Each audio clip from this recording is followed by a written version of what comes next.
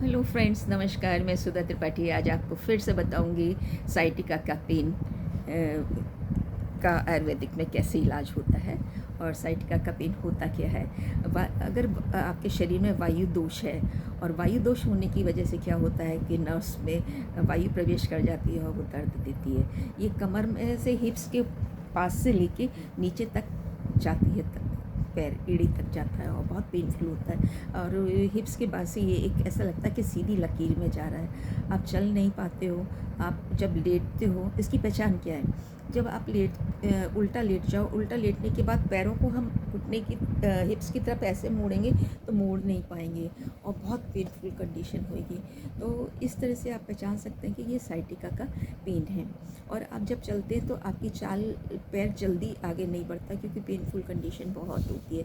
तो इसके लिए क्या करें? इसका आयुर्वेदिक में बहुत अच्छा उपचार है और आप लोगों को सुन के अच्छा भी लगेगा कि क्या है। बड़ी सिंपल सी मेथड है कि हर श्रृंगार का नाम आपने सुना होगा या परिजात का नाम आपने सुना होगा।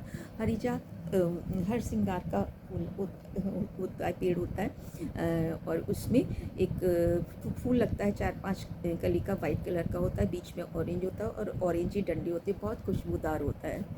और ये सुबह जब सूर्य निकलने से 2 घंटे पहले तक झड़ते हैं और 200-250 फूल एक दिन में गिर जाते हैं। तो हमें इसका क्या प्रयोग करना चाहिए? हमें इसके पत्ते प्रयोग करने हैं और इस पत्ते के प्रयोग के लिए क्या करें हम? इसके मतलब 8-10 पत्ते ले लीजिए और उसको धो लीजिए, साफ़ कर लीजिए अच्छी तरह से और काट लीजिए। काटने के बाद इसको उबालने रख दीजिए आधा लीटर पानी में। जब ये पानी आधा रह जाए तो इसको आप ठंडा करके और ग्लास में भर के इसको पी सकते हैं। और पीने के आप करीबन 40 दिन तक पीजिए तो आप देखिएगा आपके चलने में और आपका पेन धीरे धीरे गायब हो रहा है और इस तरह से गायब हो जाएगा जैसे आपको मालूम ही नहीं पड़ेगा। आप रोज़ रोज़ बनाना मुश्किल होगा तो आप ऐसा करिएगा, मतलब 1-1.5 लीटर पानी ले लीजिएगा, उसमें मतलब 20-25 पत्ते या उससे ज़्यादा पत्ते आप ले लीजिए, धोइए, साफ़ करिए, उसको कट करिए और उबलने रख दीजिए। उबल के जब वो पानी 700 ग्राम के करीब रह जाए तो उसको ठंडा होने दीजिए और छान के एक बॉटल में रख दीजिए। जब बॉटल में आप रख लेंगे तो उसमें थोड़ा सा रत्ती भर ये आपका जो होता है केसर होता है वो डाल दीजिए। केसर डालने से क्या होगा, आपका पानी जो बनाया हुआ है वो ख़राब नहीं होगा। उस ख़राब ना होने की वजह से 1 हफ्ते भर चल जाएगा। आप उसमें 100 ग्राम हर डे 1 ग्लास में निकाल लीजिए और धीरे धीरे पीना शुरू करिए। आप देखिएगा 40 दिन में आप काफ़ी नहीं, बहुत से लोगों को तो बहुत जल्दी से इम्प्रूवमेंट है। पुराना हो गया तो टाइम लगेगा, लेकिन चलने में बहुत आराम मिल जाता है और बहुत सारी चीज़ें हो जाती हैं। तो इस तरह से आप कर सकते हैं। पारिजात के पत्तों का प्रयोग कब नहीं करना चाहिए?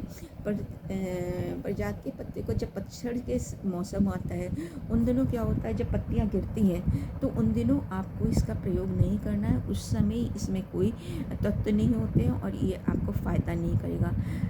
बसंत ऋतु से पहले जब भी आपको ये पत्ते मिलें और आप इसका प्रयोग करिए, आपके जोड़ों का दर्द है, आपको घुटनों का दर्द है, आपको साइटिका है, तो इस तरह के जितने भी दर्द होंगे आपके दर्द जाने लगेंगे। और इसका आयुर्वेदिक की बुक में बहुत अच्छा वर्णन किया गया है और इसका उपाय बहुत अच्छा है, तो आप कर सकते हैं। जॉइंट्स में भी आपको आराम मिलेगा। दूसरा, आपको वायु विकार जो हो रखा है, आपको जो कब मतलब बार बार गैस कहते हैं हमारी यहाँ चढ़ गई, हमारी हथेलियों में आ गई गैस, बहुत सारे लोग डिफरेंट तरह की बातें करते हैं। तो उस गैस का भी ये, क्योंकि वायु विकार है तो वायु को भी ये वायु विकार को, वायु दोष को, वायु विकार को ये दूर करता है हर श्रृंगार के पत्ते। और हर श्रृंगार के फूल हैं वो तो खुशबू के लिए आप रख ही सकते हैं। बहुत से लोग फूलों का भी उपयोग करते हैं, लेकिन अगर आपके पास पत्ते हैं और बसंत ऋतु से पहले के पत्ते बहुत फ़ायदेमंद रहते हैं। अगर आपके आसपास ये पारिजात का फूल, हर श्रृंगार का फूल आसपास मिल जाता है, बहुत महकता हुआ होता है, रात को बहुत महकता है क्योंकि इसमें फूल हो जाते हैं और फूल झड़ते भी हैं सूर्य उदय होने से पहले। और इसका प्रयोग ज़रूर करिएगा और लोग बागों को बताइएगा। इसकी कंडीशन बहुत ख़राब होती है साइटिका की और लोग बाग मतलब मेरी भतीजी को हुआ था, बहुत पेनफुल कंडीशन थी, बहुत ये पॉइंट थेरेपी होती है एक, वो जगह जगह पॉइंट पे बीड्स लगा के करते हैं। उसने बहुत इलाज कराया था, वो हाई हील पहनती थी, वो वायु विकार होगा उसको, तो इसको हो गया था, बहुत तकलीफ़ में थी।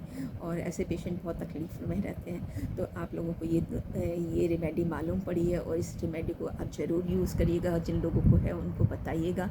और दवाई से खाने से क्या होता है कि अगर आप दवाई ले रहे हैं तो उस समय तो वो दर्द जब दब जाएगा, क्योंकि आपकी नर्व्स के ऊपर वो काम कर रहा है, वो दब जाएगा।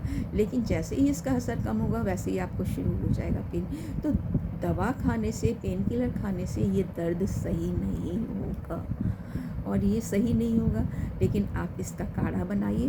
पारिजात के फूल, हर श्रृंगार के फूल हर जगह मिल जाते हैं। मोस्टली लोग बाग अपने घरों में लगाते हैं, क्योंकि ये खुशबू वाला होता है और बहुत खुशबू देता है। फ्लावर बहुत आ जाते हैं, तो फ्लावर को प्लेट में भर के एक बाउल में पानी डाल के उसमें रखिए, तो आपका पूरा घर महका रहेगा। इसके होने से मच्छर भी नहीं आते हैं। तो दोस्तों, मेरा ये वीडियो कैसा लगा? अगर अच्छा लगा है, जिन लोगों को साइटिका का पेन है उन लोगों को ज़रूर बताइए कि इसका काढ़ा बना के पिए। और ये वायु विकार की वजह से होता है, और आपके ये पीने से आपका वायु दोष भी दूर होगा। वायु दोष दूर होगा तो आपको बहुत सारी चीज़ों से निजात मिल जाएगी। वायु दोष होने की वजह से बार बार आपको ये पेशाब जाने की तकलीफ़ भी होती है, आपको पेन भी रहता है, और बहुत सारी चीज़ होती हैं, बार बार डकारें आती हैं, पेट फूला रहता है। तो इस तरह की चीज़ें अगर आप करेंगे तो आपके साथ ये सारी चीज़ें भी प्रॉब्लम दूर होगी। Thank you for watching me. Sudha Tripathi is here as usual. और आप लोगों को मेरे वीडियो कैसे लगते हैं?